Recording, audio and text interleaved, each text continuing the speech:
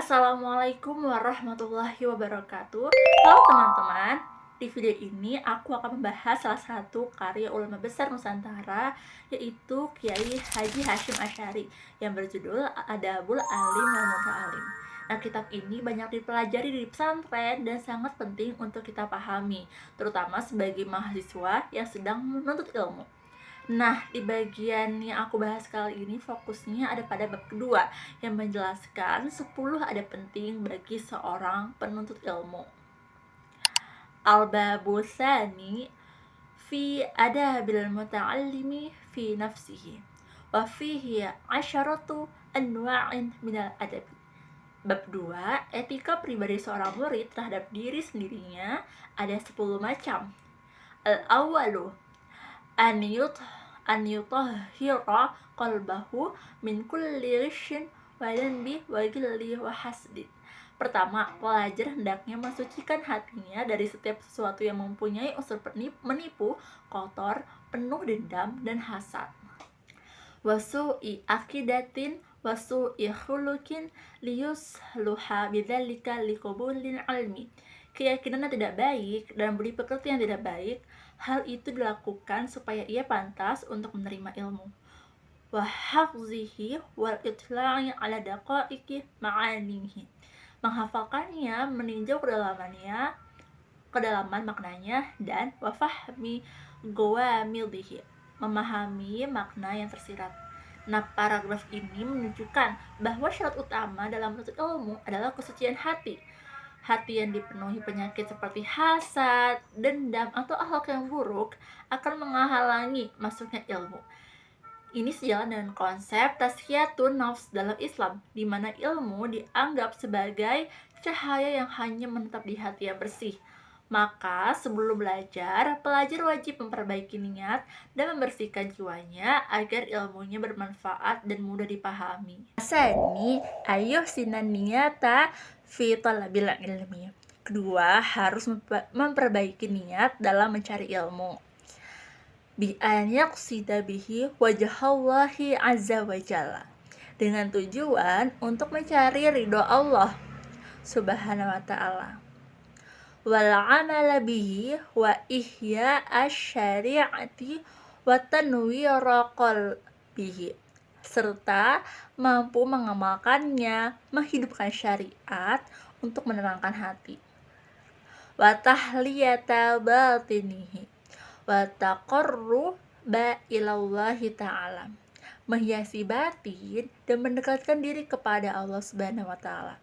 Wa la yaqsida bihil a'rada dunwiyata, tidak bertujuan untuk memperoleh tujuan-tujuan duniawi. Min tahsilir rayasati wal jahi wal mali wa mubahatil ukrani wa ta'zimin nasi lahu wa nahwi dzalika. Misalnya menjadi pemimpin, jabatan, harta benda, mengalahkan teman saingan, biar dihormati masyarakat, dan sebagainya. Nah, paragraf ini menekankan bahwa niat yang ikhlas adalah ruh dari pencarian ilmu.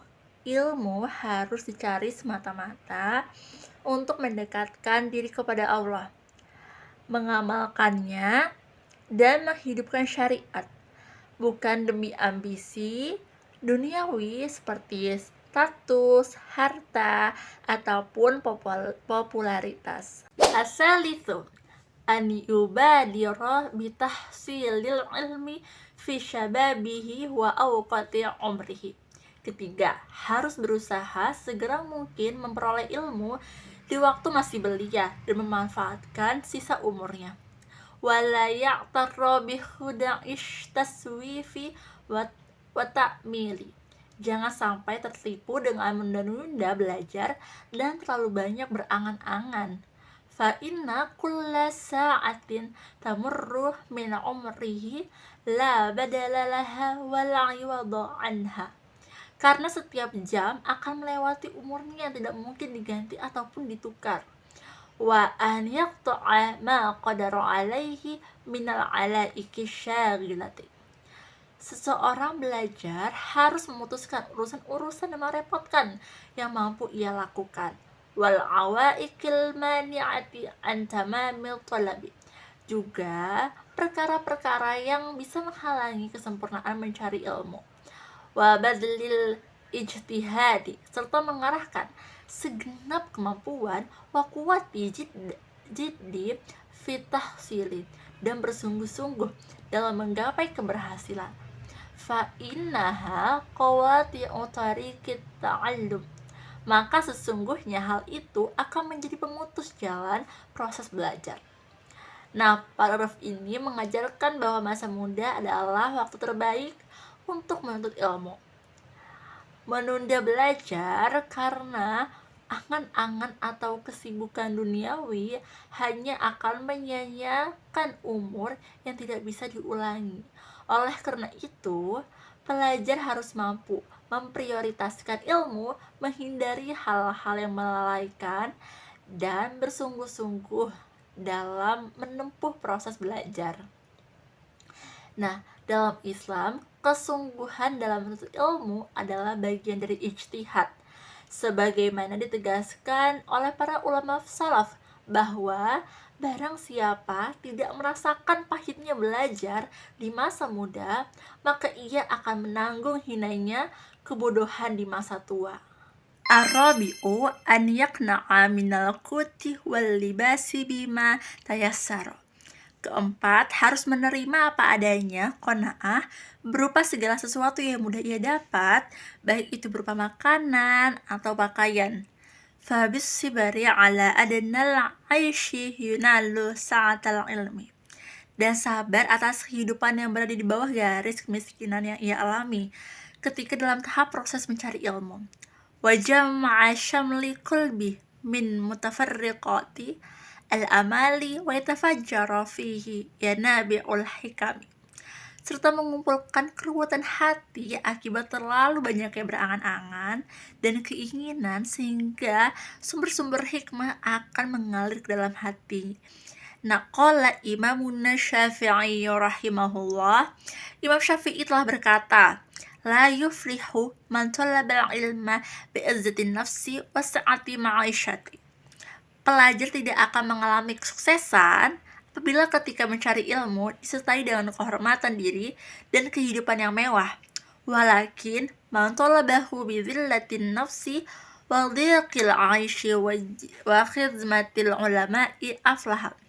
Akan tetapi, orang-orang yang mencari ilmu dengan perasaan hina, rendah hati, kehidupan yang serba sulit, sederhana, dan berkhidmat melayani ulama, dialah orang yang meraih kesuksesan. Nah, paragraf ini menekankan pentingnya hidup sederhana, menuntut ilmu dengan qanaah terhadap makanan dan pakaian yang sederhana. Seseorang dapat lebih fokus pada ilmu dan tidak terganggu oleh keinginan duniawi. Kesederhanaan juga membantu hati menjadi tenang, sehingga lebih mudah memahami hikmah dan makna ilmu. Hal ini selaras dengan nasihat Imam Syafi'i bahwa ilmu tidak akan diperoleh dengan kemewahan, tetapi dengan kerendahan hati, kesabaran, dan hikmah kepada ulama. Al-khamisu an yuqassima awqati lailihi wa naharihi. Kelima, hendaknya membagi waktu malam dan siangnya. Wa yaghtanima ma baqiya min umrihi, dan memanfaatkan sisa umurnya dengan sebaik-baiknya. Fa inna baqiyatal umri la qimata laha, karena sisa umur tidak ternilai harganya. Wa ajwadul awqatil lil hifzil asharu, waktu terbaik untuk menghafal adalah waktu sahur atau sebelum subuh. Walil bahsil ibakar, waktu terbaik untuk mencari dan menelaah adalah pagi hari. Walil kitabati wasatan nahari, waktu terbaik untuk menulis adalah pertengahan siang. Walil mutala'atil wal mudhakaratil lailu, waktu terbaik untuk membaca dan mengulang pelajaran adalah pada malam hari. Wa ajwadu amakinil hifzil ghurafu. Tempat terbaik untuk menghafal adalah di kamar. Wa kullu mawdi'i ba'idi anil mulhiyati.